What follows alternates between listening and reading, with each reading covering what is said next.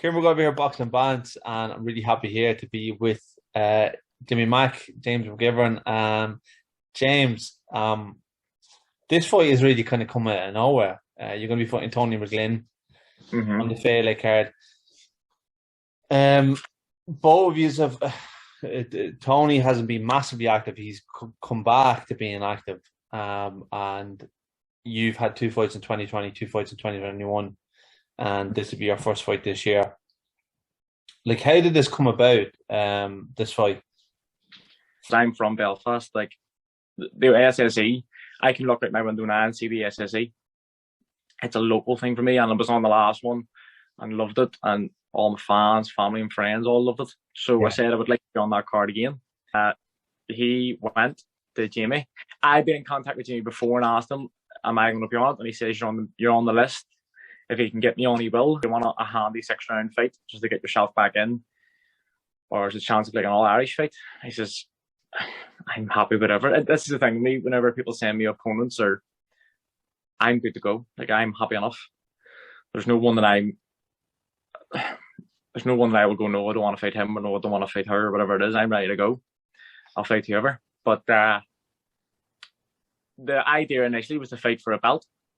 I want to fight for an Irish title, and then there's talk of a Celtic title. I don't know whether that's going to happen or not, but Mm. basically he sent me a box rack, and I was Tony McGlynn, and I says yes. I'm happy enough. Yeah. I don't know much about him. I don't think I've ever spoke to him or a path have ever crossed. That he did in the amateurs, but I don't know a whole lot. But as soon as I could send him, I said yeah.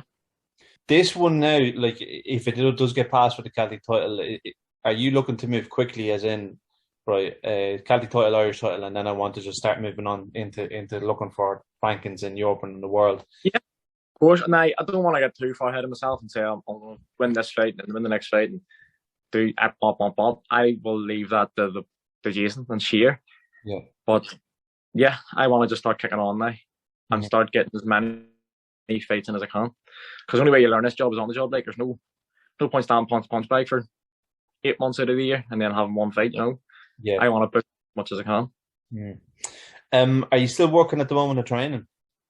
Nope, stopped work last week or this week was the first week I haven't week. Then I sort of went to myself. I've jumped in here and I don't know what I'm going to do for money yet. Whatever will be. But I'm committing full tilt at least for the next month. Yeah. Has it been tough for you the last few months in terms of like your work, and you weren't training full time? Were there any point where you couldn't disillusion with the sport at all, or were you? No, I still was training full time. It was just deadly.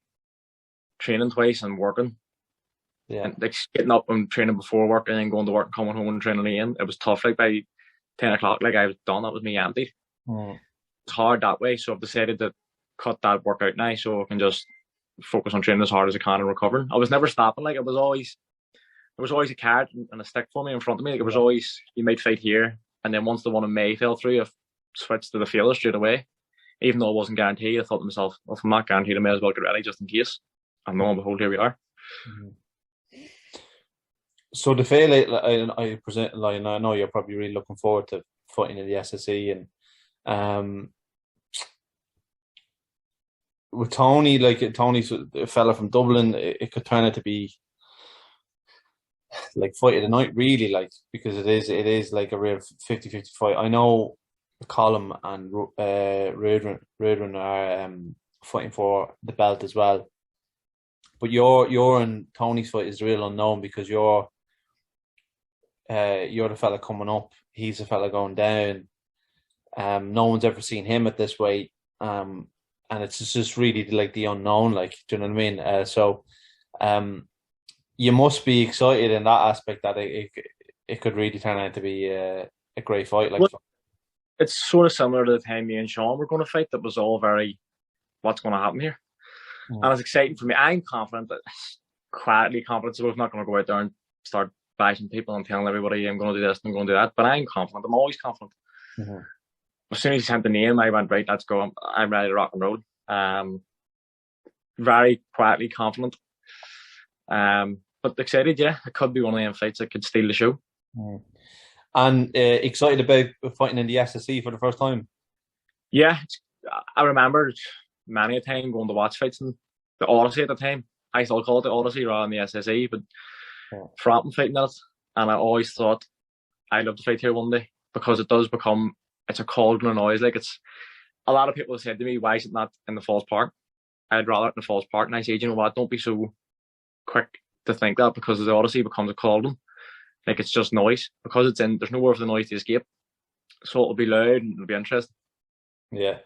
Do you think you'll sell more tickets in it, or less? You know, because I know the Falls Road would have been handy enough for a lot of people. Like, so. But the only problem is the football team I play for, they're away. One of the boys is getting married in Cyprus, I want to say, and they're all away to the wedding. So I've lost that football team going. That's that last fight in November. Robbie Williams was getting sung at one stage. It was like a football match. It was like a bunch of hooligans in the crowd singing football chants. So I don't know. I don't know if it'll be as many crazy ones knocking about there, but there'll still be plenty of people there. Yeah. Right, well, James, I think that's everything covered. But I really appreciate your time, and I'll be speaking to you closer to the date anyway. Spot on, mate. Thank you. No bother. Thanks very much, James.